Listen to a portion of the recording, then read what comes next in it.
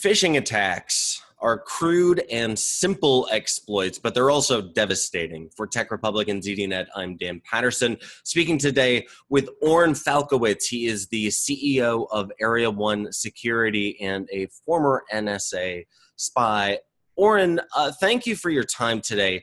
I wonder if we could talk a little bit about what makes phishing attacks so devastating and why, even though these are pretty simple attacks, why it is so challenging to eradicate those very simple hacks. Sure. Well, there's really three things that make phishing effective. The first is it's important to recognize that in over 95% of the time, when organizations or when people learn that they've been a victim of a cyber incident, they've lost data, they've had their computer compromised, or they've exchanged information or money unwittingly, it's as a result of phishing. And so it represents the root cause in the vast majority of all cyber incidents. It works because it lures on the inevitability of users who think they're trying to do the right thing either for their jobs or within their lives to make a mistake. And so all of us, myself included, are susceptible to the inevitability of the click or the inevitability of engaging these types of campaigns. And phishing attacks are really emblematic of what makes cybersecurity so challenging because they have very few technical advantages. Phishing attacks really rely on one key element, and that is authenticity.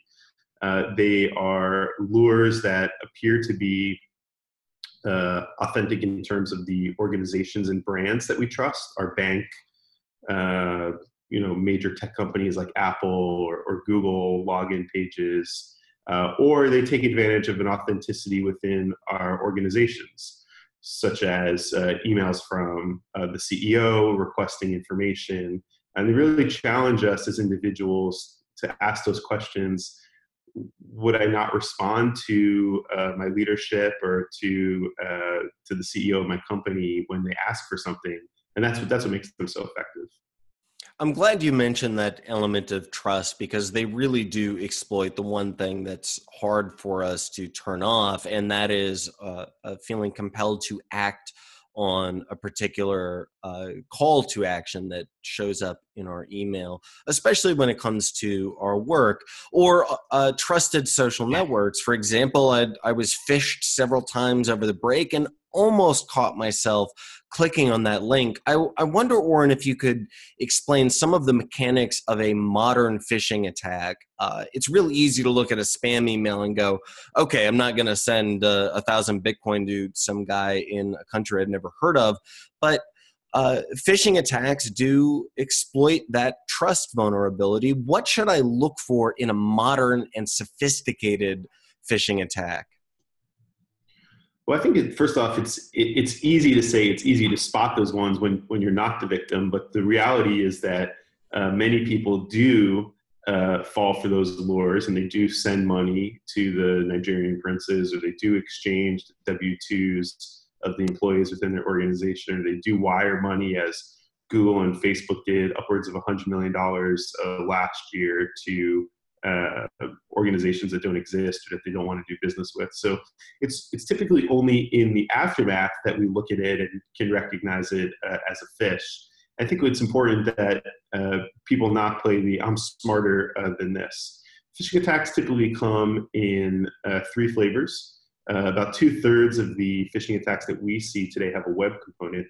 And while they can be primarily distributed via email, they can be emails that have links in them out to websites that are asking you to enter a username and password, that are serving malicious ads, that might be exploiting a browser, that might be taking advantage of legitimate websites. That's kind of one flavor, kind of the web component.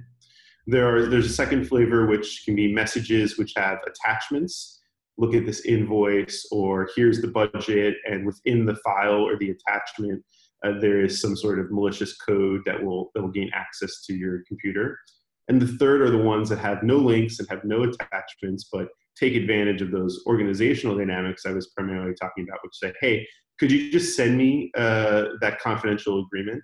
And people consistently fall victim to that. Where should the accountability lie then? It is as easy to fish a ground troop as it is to fish a CEO. So, uh, uh, what happens when a member in the organization, regardless of level, gets caught? Well, I think what we need to look at is that the individual in almost 100% of the time when they fall victim is trying to do the right thing. And so it's important to not put the onus on the individual as the victim for being responsible for the damage. It is important that individuals be made aware of what the risks are and be part of the solution. But ultimately, it's our belief that we need technology to step in to protect users, to do it in a comprehensive fashion, and to be preemptive, just like we do in other technologies. You know, in the car, when you switch lanes today, at least in the car that I have, it makes 100 noises. And when you go a little too fast or you get too close to the person in front of you, there's a bunch of sensors that are popping up. And those types of technologies can be available today for users to provide the guardrails, to provide the indicators that, hey, there's something in front of you that you want to take caution on. And more often than not, we need those technologies to be making decisions and taking the actions to protect the individuals, the organizations they work with, and increasingly the data those organizations protect, which ends up impacting people like you and me. Oren Falkowitz, CEO of Area 1 Security. I wonder if you could leave us with some advice going into 2018 and beyond. How should organizations, whether they're SMBs or large enterprise companies, protect themselves from phishing attacks that will inevitably come at their company this year? Yeah, these phishing attacks, they're happening all the time. The important thing for organizations is to take action, to invest in the anti-phishing solutions that are comprehensive, that protect them not only from email, but also on web and network variants of this, and to be preemptive, to be forward-leaning, and to get in front of the attacks, and to not wait for there to be damage before you respond.